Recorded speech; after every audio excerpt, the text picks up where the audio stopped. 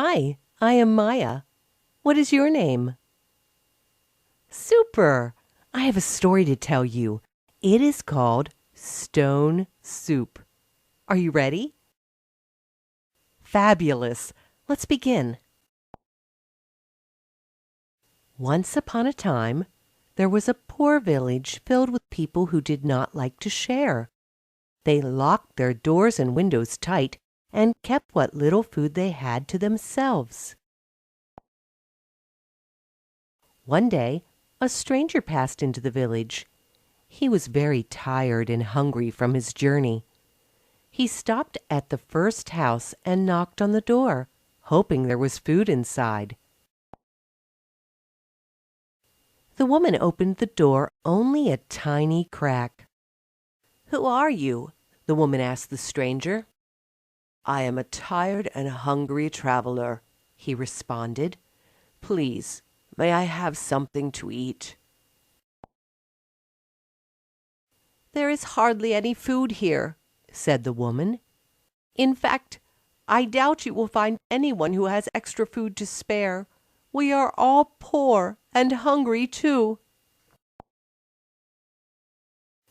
The woman closed the door. The traveler, although he was tired and hungry, was not ready to give up. He picked up a large round stone from the ground and knocked once more at the door. The lady came to the door again, opening it only halfway. "Yes?" she asked. "Since you are poor like me, perhaps you would like to have some of my stone soup."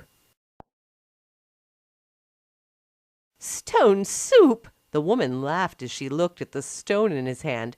"You can't make soup from a stone." "I have done it before," replied the traveler. The woman had never seen anyone make soup from a stone before, but since she was hungry too, she invited him in. Then she lit the fire and placed a kettle of water on top, and opened her windows to let out some heat. The traveler placed the stone inside the water until it boiled. He sipped a spoonful of the hot liquid. "It's almost done," he said. "But if you had just a little salt and butter, the soup would taste so much better." The woman went to her cupboard and returned with salt and butter. Just as the traveler was pouring them in the pot, the woman's husband returned home. In his hands were carrots and potatoes. "What are you making?" said the woman's husband. "Stone soup," replied the woman and the traveler. "Impossible!" shouted the husband. "It's almost finished," the traveler assured the husband as he tasted another spoonful. "But it would be nicer if we added some carrots and potatoes." Also hungry, the husband agreed and dropped the carrots and potatoes into the pot. Soon the smell of the soup drifted out of her house windows and down the lane. One neighbor, who usually stayed inside, wandered out and followed the smell all the way to the first house, where he heard them talking about stone soup. "Is the stone soup ready now?" the woman and her husband asked the traveler. "Yes, but it could be even better if we had some turnips and beans," he replied. "I have some!" yelled the neighbor who was watching from the window. The neighbor, curious to taste soup that was made from a stone, returned with turnips and beans. He poured them into the pot, and the smell drifted even further down the lane. Word about a strange traveler making soup out of a single stone drew many villagers out of their homes. They followed the delicious smell. "Is the stone soup ready now?" asked the villagers when they arrived. "Yes, but I remember having stone soup with chicken and broth in the stew once," he recalled. "I have chicken," said a farmer, who ran home to get some. "And I have broth," exclaimed another neighbor who ran to fetch it.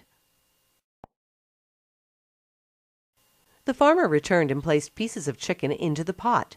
When the other neighbor added the broth, the pot was so full it almost spilled over. The traveler lifted a spoon to his lips and tasted it. "Perfect!" he exclaimed. Then he served a bowl of stone soup for every single one of the villagers to taste.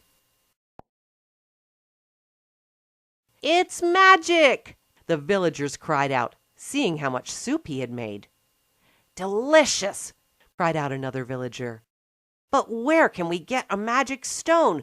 Surely this one has been used up." The traveler shook his head and pulled the stone out of the pot. The stone was still whole. The villagers realized that the delicious and plentiful soup did not come from the stone.